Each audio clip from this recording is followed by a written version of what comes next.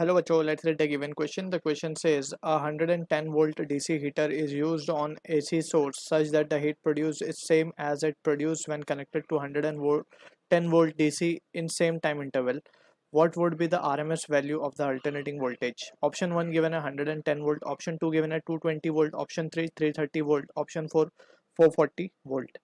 So to understand this question, we need to understand about the concept of RMS, that in alternating current or voltage we can say.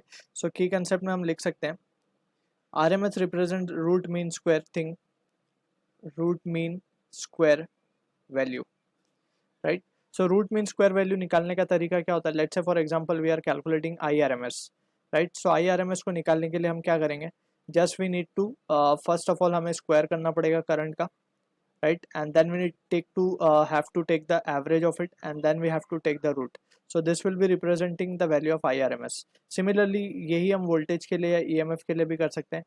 That will be equals to under root of V का square, right? And इसका average लेके we will do the root. अब ये V और I यहाँ पे क्या है? It is the alternating values, right?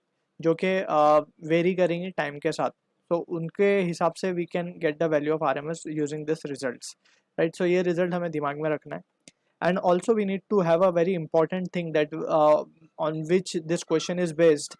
Root mean square value जो है वो root mean square value represents that value of constant current या फिर DC current. We can say RMS value represent that value of constant current या constant voltage भी हम कह सकते हैं, या फिर हम यहाँ पे भी फिलहाल लिख रहे हैं root mean square value represent constant value. अब ये वैल्यू करंट भी हो सकती है या वोल्टेज भी हो सकती है. Constant value which gives same power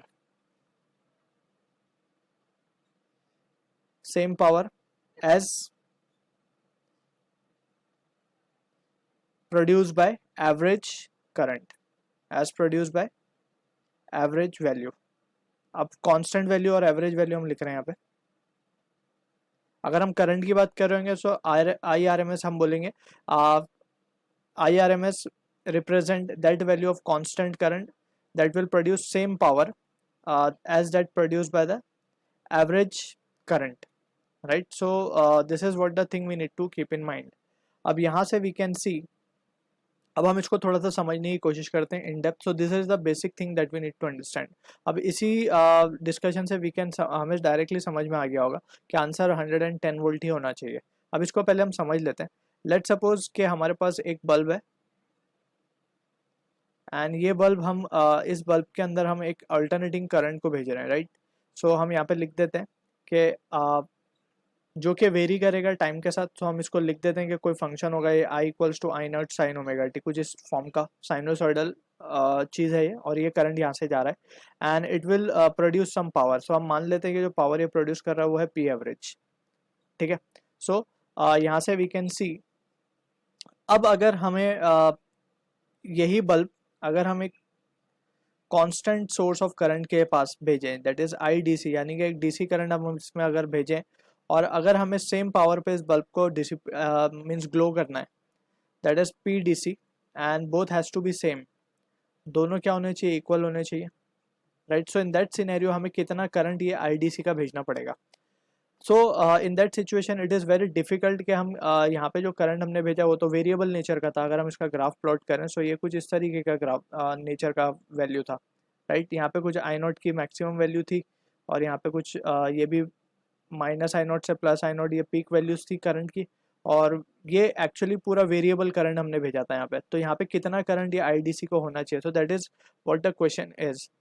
तो यहाँ पे हमें एक चीज़ समझ में आनी चाहिए कि IDC जो होगी, अब IDC को अगर हमें निकालना है सो हमें क्या करना पड़ेगा? हमें इस पूरी जो वैल्यूज ऑफ करंट है यहाँ से हमें उसको कैलकुलेट करना पड़ेगा. सो हम यहाँ से क्या लिखेंगे? पावर को हम क्या लिख सकते हैं? Power can be written as P, formula हमें पता है I square into R T, I square into R just for DC basically, right? So हम इसको क्या लिख सकते हैं? PDC will be equals to I square DC का इंटू आर. सो ये फॉर्मूला होता है.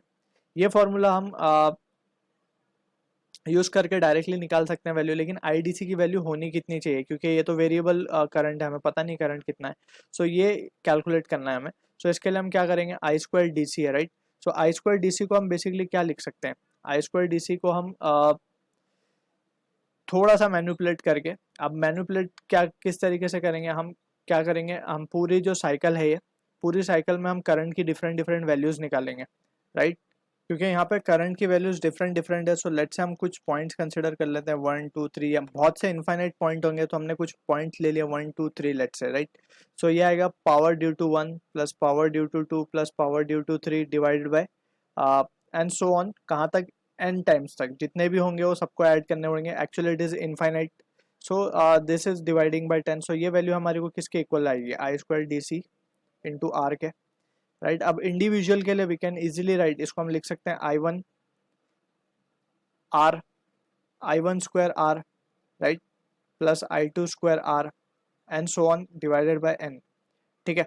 अब यहाँ से वी कैन सी कि हम अगर आर को निकाल दें यहाँ से, तो हमारे पास जो वैल्यू बच रही है, आर को तो दोनों तरफ से हम कॉमन कैंसिल आउट कर सकते हैं।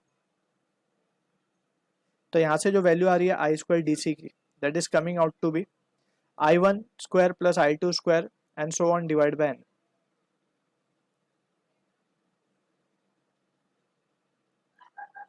राइट। अगर हम रूट ले लें दोनों तरफ, सो ये वैल्यू इस तरीके से आ जाएगी। एंड इसको, ये जो वैल्यू हमें मिली है, इसको हम क्या कहते हैं, it is known as R M S value, right. So यहाँ से हम देख सकते हैं कि जो आई डी सी की वैल्यू है, उसको हम क्या कह रहे हैं, it is equals to I R M S, ठीक है। अगर I R M S current flow होगा, तो in that situation we can say के it will dissipate equal power as that dissipated by the average alternating current, ठीक है। सो in that situation हम लिख सकते हैं, और आई आर एम एस की वैल्यू क्या होती है, basically we know I R M S को हम लिख सकते हैं, I R M S can be written as I naught by root two, ठीक है। So this is the result that we need to for sinusoidal variation, that this value is true. So यहाँ पे this is the value we can say. So जैसे हमने define किया था कि root mean square की वो वैल्यू है जो रिप्रेजेंट करती है constant value of current for dissipating equal power as dissipated by the alternating current. So from this discussion we can say option जो होगा हमारा, वो होगा 1, that is 110 volt is the correct answer to the question. I hope you understood the solution. All the best.